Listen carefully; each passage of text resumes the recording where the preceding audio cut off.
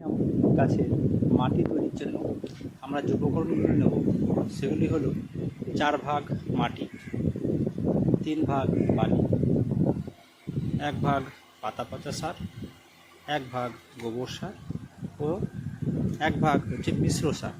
এই মিশ্র সারের মধ্যে আছে হাড় গুঁড়ো, শিংকুচি, নিমখোল ও ভার্মি কম্পোস্ট। এগুলোকে মিক্সিং করে রেখে দেওয়া হয় যাতে ভালোভাবে ডিকম্পোস্ট হয়। এগুলো গাছের গোড়া দিলে ভালোভাবে তার জৈব খাবার যেগুলো প্রয়োজন সেগুলো পেয়ে যাবে। তো আমি প্রথমে মিক্সিং করার জন্য এই 4 ভাগ মাটি দিয়ে দিলাম।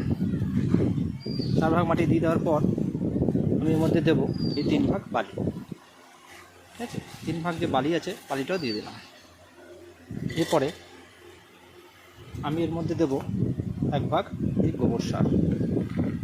এখানে কত সুন্দর গোবর সার। এবার 1 ভাগ দিয়ে দেবো আমার বাড়িতে তৈরি করা পাতা পচা সার। দেখতেই পাচ্ছেন পাতা পচা সার কত সুন্দর, এসব অর্গানিক খাবার। তারপরে দিয়ে দেবো 1 ভাগ মিশ্র সার। তাহলে আমার টোটাল 10 ভাগ মিশ্র সার মিক্স হয়ে গেল। এবার আমি এগুলোকে ভালোভাবে মিক্সিং করব। এই গাছে এই মাটিতে মিশ্র মাটিতে একবার গাছ বসালে পরে মিনিমাম 1 বছর আপনার গাছে খাবার দিতে হবে না। যদি মনে হয় তেমন প্রয়োজন হয় তাহলে মাঝে মাঝে একটু গোবর সার, মিশ্র সার এগুলো মিক্সিং করে আপনি গাছে প্রয়োগ করতে পারেন। এগুলো গাছের একদম কোনো রাসায়নিক কিছু খাবার পাচ্ছে না, আপনার পুরো সব জৈব বাড়ির তৈরি জিনিস আপনি তৈরি করছেন। এতে আপনার খরচাটা অনেকটাই বেঁচে যাবে।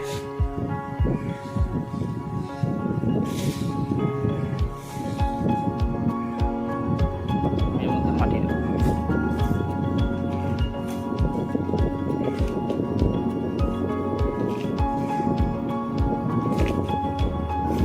সুন্দরভাবে মাটিতে ফিল করার পর আমি গাছটিকে দেখতেই পাচ্ছেন আপনারা।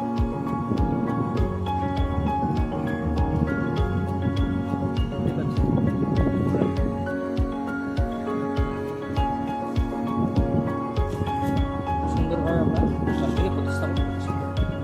এইভাবে করে গাছটিকে প্রতিস্থাপন করলে মানে প্রতি 1 বছর অন্তর গাছ দেখাবো আমার বাড়িতে কত সুন্দর থাকে।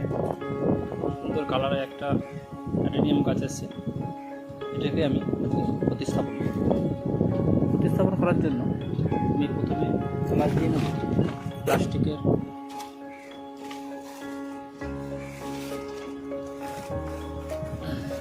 এরকম জালি। এই জালি দেওয়ার পর আমি এর মধ্যে মাটি দেবো।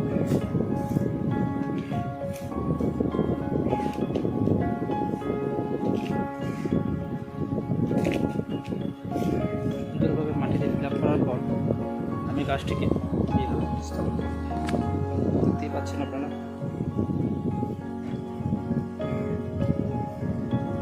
দেখতে পাচ্ছেন